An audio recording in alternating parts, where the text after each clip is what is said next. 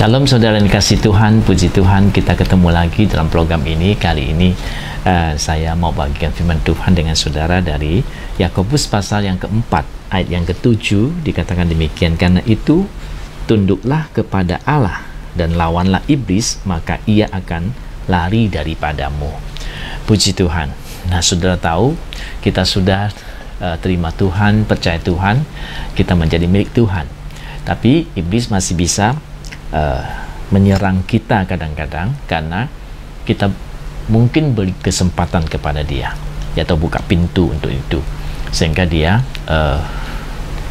masih ada kesempatan untuk mengambil tempat di dalam kehidupan kita atau menyerang kita.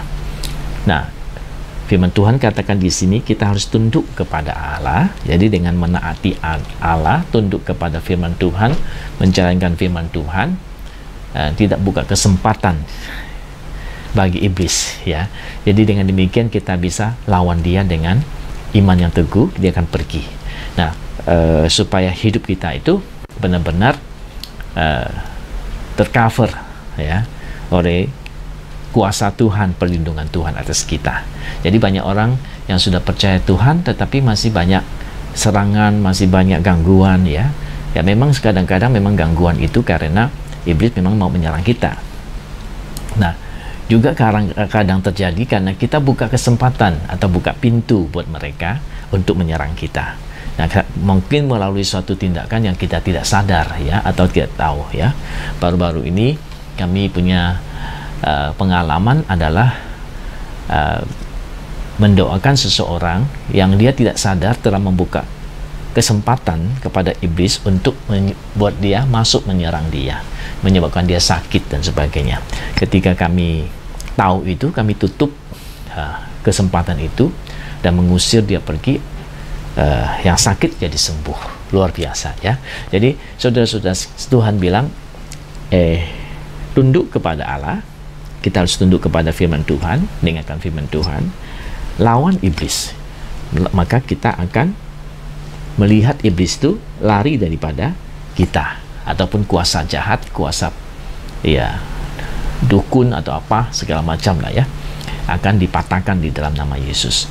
Jadi jangan buka kesempatan kepada iblis untuk masuk, ya. Mungkin kadang-kadang kita tidak sadar karena mungkin melalui satu kegiatan, ya, biasanya bisa terjadi sesuatu yang tidak baik, ya, terjadi memberi kesempatan buat yang jahat masuk kepada kehidupan kita.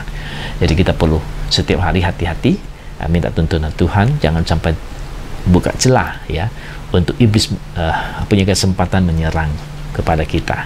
Kalau demikian, kita akan selamat, hidup kita baik dan perlindungan Tuhan selalu di tengah-tengah dunia yang jahat ini, ya. Puji Tuhan.